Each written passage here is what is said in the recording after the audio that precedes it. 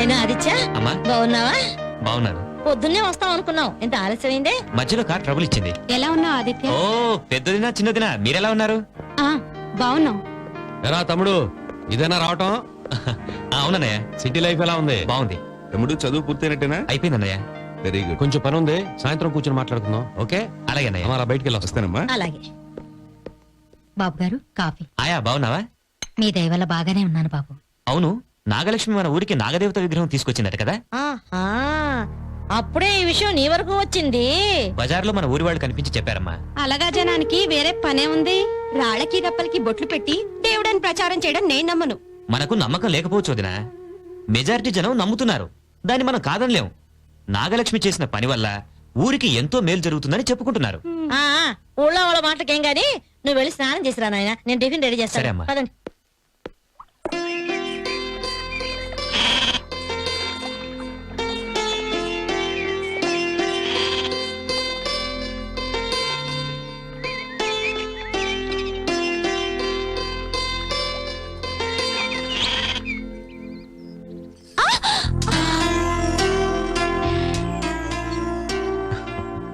చిన్నబాబు, నిన్ను వెతుక్కుంటూ వచ్చాను.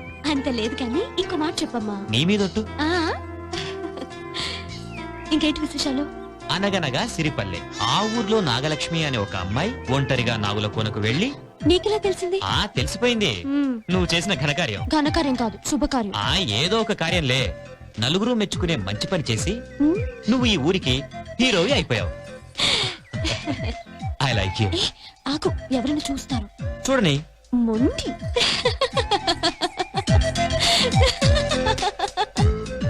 గుళ్ళ దగ్గర, గోపురాల దగ్గర అగరొత్తులు, హారతి కర్పూరము, కొబ్బరికాయలు అమ్ముకునే ఈ కనకరాజుని నీ దయ వల్ల ఒక లక్షాధికారిని చేశావు.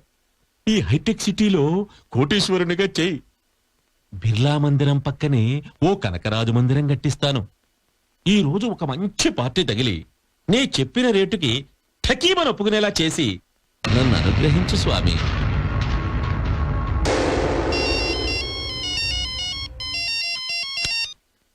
హలో, నేనే కనకరాజుని మాట్లాడుతున్నాను. ఎవరు? జోగినాథవా? జపాన్ నుంచి ఎప్పుడు వచ్చావు? ఇవాళే వచ్చావా? ఏమిటి మళ్ళీ వెంటనే వెళ్ళిపోతున్నావా? సరుకు కావాలా? రెడీగా ఉంది, వెంటనే బయలుదేరరా. ఏమిటి రాత్రికి వస్తావా? ఏడ్చినట్టు ఉంది. పూర్వంలా కాదు, ఈ మధ్య హైదరాబాద్ లో రాత్రులు పెట్రోల్ ఎక్కువైంది. పగలైతే ఎవ్వరికి అనుమానం లేకుండా ఉంటుంది. వచ్చేయ్ రా. అలా అడిగానో లేదో ఇలా మంచి బేరం చూపించావు. చాలా థ్యాంక్స్ స్వామి. ఒసేయ్ చింత, బ్రేక్ఫాస్ట్ కి రెడీ అయిపోయావా? రండి.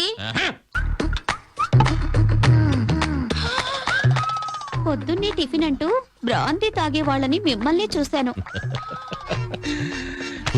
మగవా, బెడ్ కాఫీకి బదులు బ్రాందీ తాగే వాళ్ళని నువ్వు ఇంకా చూసుండవు. నేను నయం కదా. వైట్ వేసిన దగ్గర నుంచి మీ దగ్గరే పోడున్నాను. ఇలాంటి సీన్లు మరెక్కడా చూసే అవకాశమే లేదు.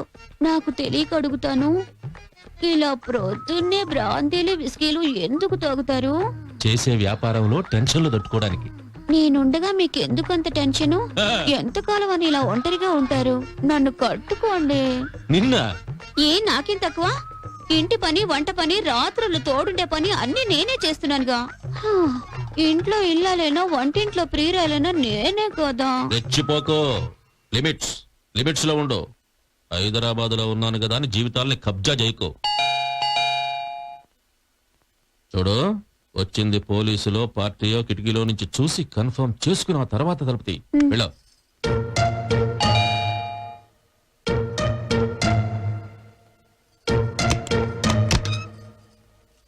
హలో జోగినాథం, రా రా. రావయ్యా రా. అవును గాని జోగినాథం, నువ్వు రావడం పోలీసులు ఎవరు చూడలేదు కదా? ఎవరూ చూడలేదులే. ఏమిటి బాగా నచ్చిందా? అది పట్టిసీమ నుంచి కొట్టుకొచ్చానయ్యా, చాలా పురాతనమైంది. రేట్ ఎంత? ఎంత? జస్ట్ 25 లక్షలు. 25? చాలా ఎక్కువ.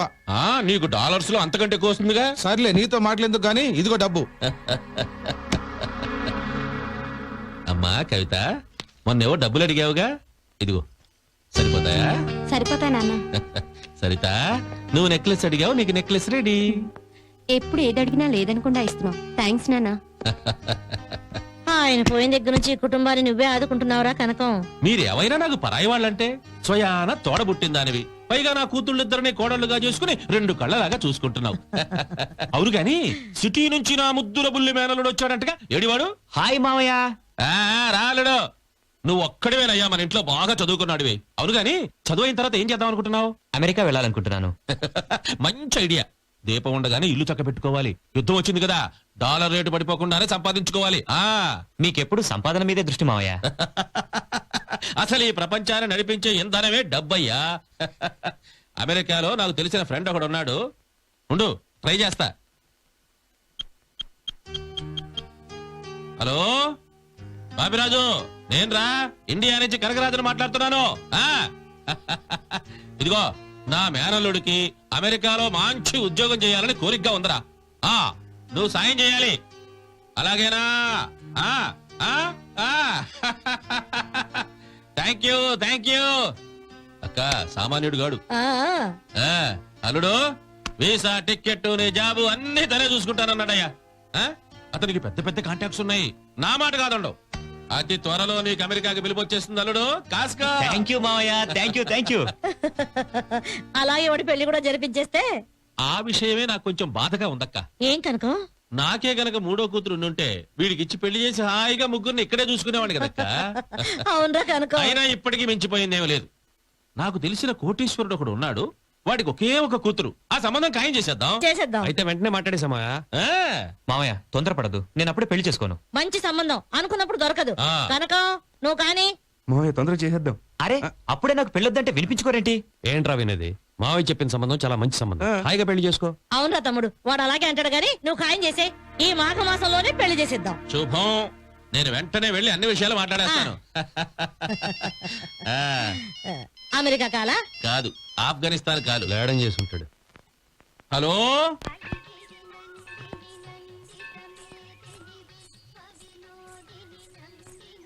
ఏం చిన్న బాబు, అర్జెంట్ గా ఏదో మాట్లాడాలన్నా? అలా గుడి చుట్టూ ప్రదక్షిణలు చేస్తూ మాట్లాడుకుందాం. ఏంటి దేవుడి మీద సడన్ గా భక్తి పుట్టుకొచ్చింది? దేవుడి మీద కాదు, ఈ దేవత మీద ప్రేమ పుట్టుకొచ్చి ప్రేమ పుట్టుకొచ్చి పెళ్లి చేసుకుందామని. పెళ్లి చేసుకోవడం అంటే అంత ఈజీ కాదు. పెద్దలు ఒప్పుకోవాలి, ముహూర్తాలు పెట్టాలి, అందరినీ పిలవాలి, పెళ్లి పందిరి వేయాలి. ఇంకా పెద్దలు ఒప్పుకోరు, పెళ్లి పందిరి వేయడం లేదు, ఎవరిని పిలవడం లేదు. ముహూర్తం ఇప్పుడే, ఇక్కడే మనం పెళ్లి చేసుకోబోతున్నాం. అర్థం కాలేదా? మరి మీ వాళ్ళకి చెప్పలేదు, చెబితే ఒప్పుకోరు. అయితే నేను కూడా ఒప్పుకోను. అర్థం చేసుకో, మా ఇంట్లో నాకు వేరే అమ్మాయితో పెళ్లి చేయడానికి ప్లాన్ చేస్తున్నారు. నువ్వు నాకు కావాలి. మనం పెళ్లి చేసుకుంటే ఏ గొడవ ఉండదు. ఎందుకుండదు? చాలా గొడవ అవుతుంది. పని మనిషి కూతుర్ని పెద్దంటి అబ్బాయి పెళ్లి చేసుకుంటే ఊరుకుంటారా? ఊరుకోరు, అయినా తప్పదు. ముందు 3 ముళ్ళు పడితే ఆ చిక్కుల్ని తర్వాత విప్పుకోవచ్చు. నాకు భయంగా ఉంది. నాగలక్ష్మి, బాబుండగా ఎందుకమ్మా నీకు భయం? ముందు పెళ్లి కొప్పుకో, ఆ తర్వాత అన్నీ అవే సర్దుకుంటాయి. బాబు, నువ్వు చెప్పినట్టుగా దండలు ఏర్పాటు చేశాను. అంటే అంతా ముందే ఏర్పాటు చేసావా? అవును, 7 అడుగులు కూడా నడిచాం. ఎప్పుడు? మనం మాట్లాడుకుంటూ గుడి చుట్టూ 7 అడుగులు నడిచాం. నీకిష్టమైన ఆ నాగదేవత ముందు దండలు మార్చుకుందాం పద.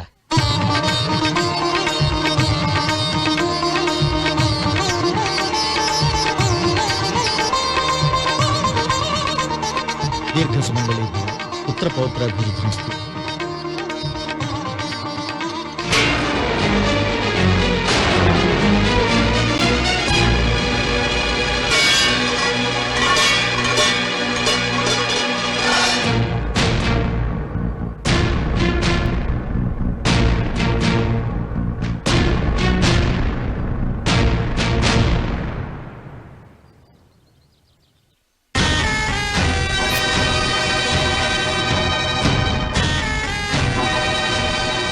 ఎవరిని అడిగి చేసుకున్నావు? అడిగితే ఎలాగో ఒప్పుకోరు, అందుకే చెప్పకుండా చేసుకున్నాను.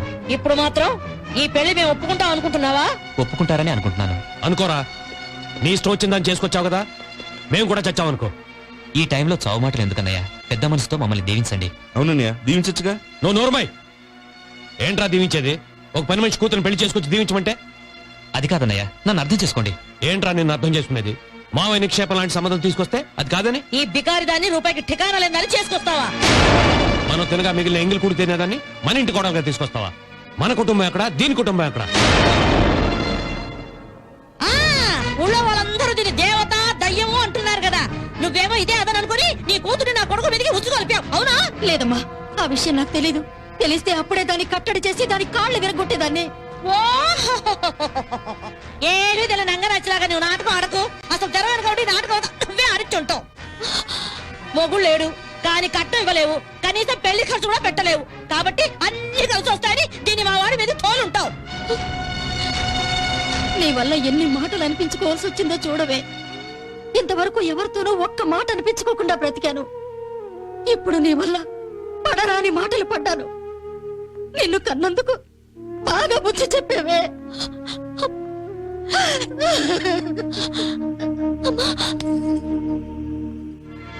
ఇంకేముంది, ఈ ఇంటి పరువు అంతా గంగలో కలిసిపోయింది. ఇది ఈ ఇంట్లో ఉంటే ఒక్క క్షణం కూడా నేను ఈ ఇంట్లో ఉండను. నేను ఉండను.